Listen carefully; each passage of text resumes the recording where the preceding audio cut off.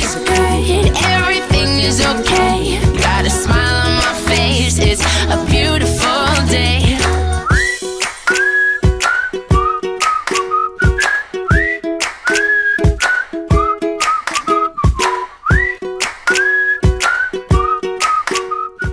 Edward Barber, Shania Gomez at Jeremy Glinoga, may nagawang pagkakamali?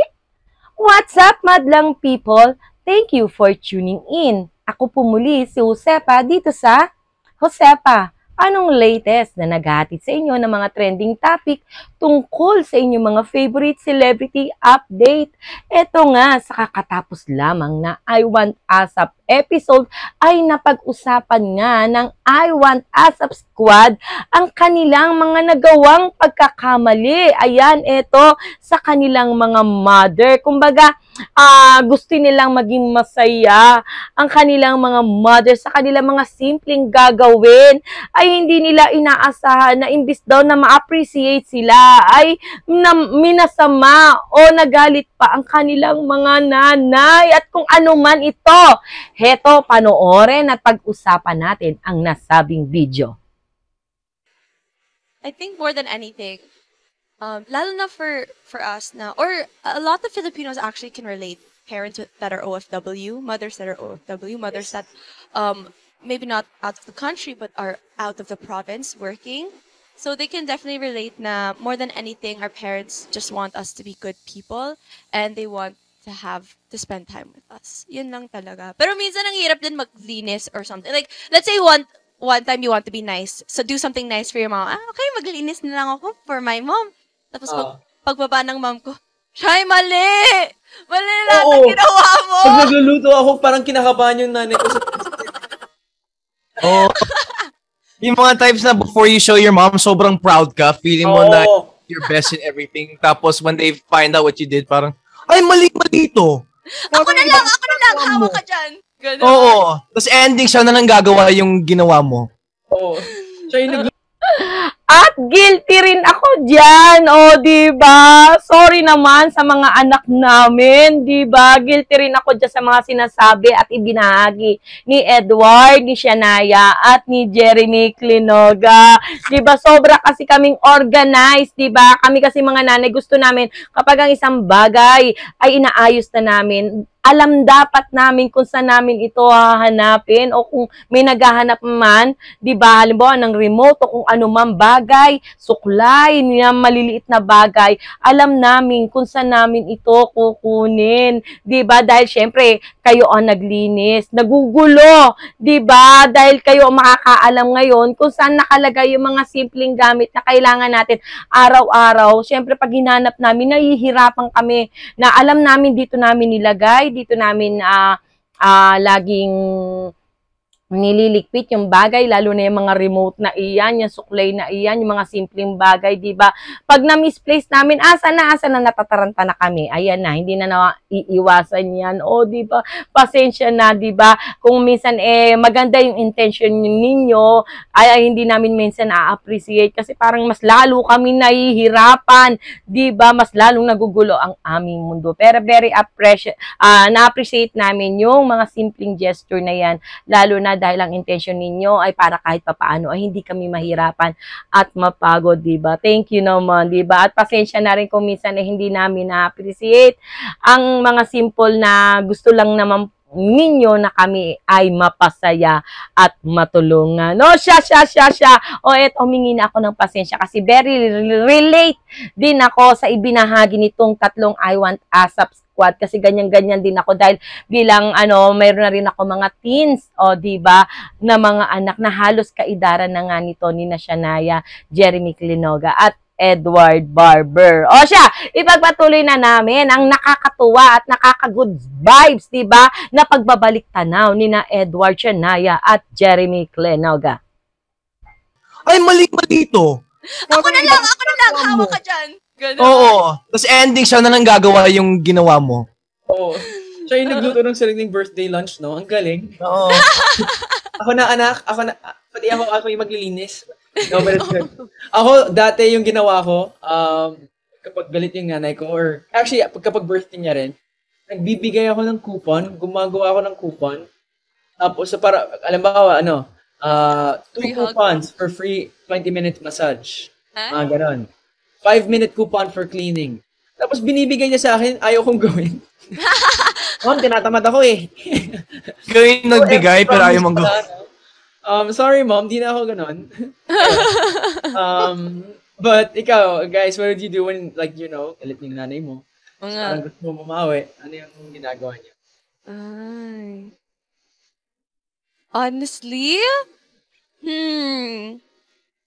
That's hard kasi I think more sometimes just just to make palambing lang na parang, Mom, sorry na, don't be mad. Ganun, tapos then I'll try to hug my mom and then she'll be like, Shania, please not now. I'm doing something. And I'll be like, sige naman. Just force her to hug.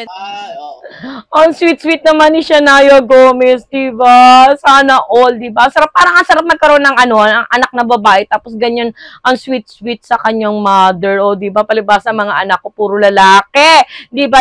Ako yung clingy ba? Yung maakap, mahalik sila naman yung Siyempre, malalaki na sila, parang ayaw na nilang ginagawa sa kanila yon, di ba? Yung bini-baby mo pa sila, hinahalikan niyayakap, di ba? Ayaw na nila yan, di ba? Sweet-sweet naman ni Shania, parang talagang gusto kong magkaanak ng babae, di ba? Char, di ba?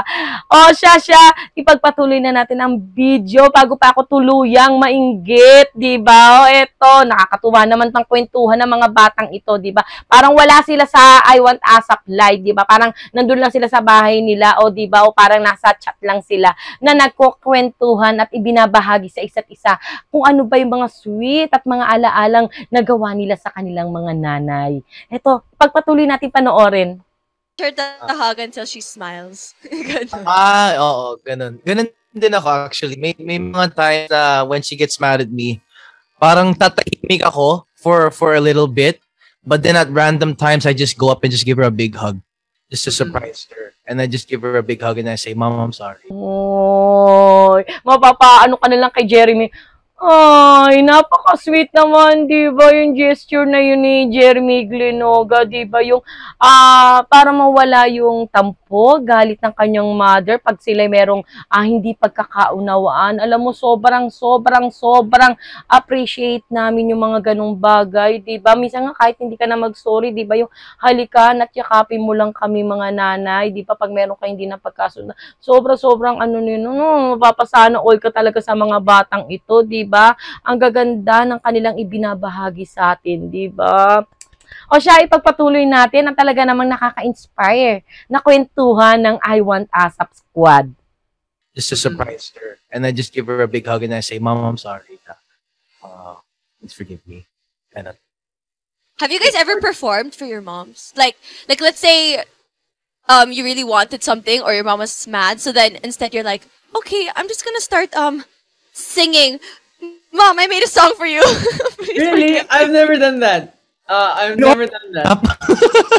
But what I have done, Shania, is, Jeremy, really quick, yung OMG ng New Jeans. Yung I Wanna Know, what I Want Is Love. I forgot. You danced? No, my mom's like, ay, ang ganda ng mga sayaw. Sige nga, sayawin mo nga. One show, I'm like, whoa. Can that be my birthday gift? Can you dance that, please? Yes, pero... Go, Shania! I-push mo yan at gustong-gusto namin yan. Edward, sample! Di mo, mapapaganong ka na lang. Ang kulit-kulit naman talaga, di ba? Push mo yan, Shania. Very support kami dyan sa idea mo. Edward, sample naman dyan, di ba? Ng iyong dance, saka singing, di ba? Nami-miss na rin namin yan, di ba? Push, Shania, and sample naman kay Edward Barber, di ba? Sarap-sarap ng kwentuhan ng I Want ASAP Squad. Siya, ipagpatuloy natin ang nasabing video at baka nga magbigay ng example itong si Edward Barber sa kanya mga dance move. I forgot.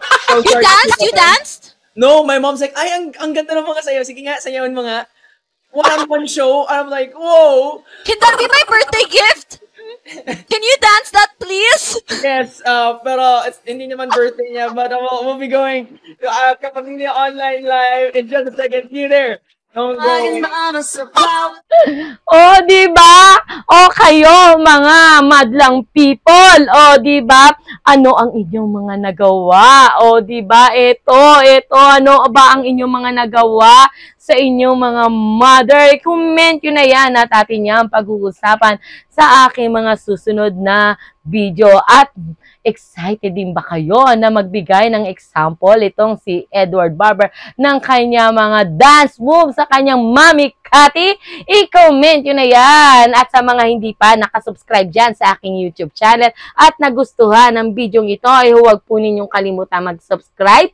I-click po ang bell button para lagi po kayong updated sa mga latest video ko. Muli po ako si Josepa. Hanggang sa muli. Paalam! You make me feel beautiful.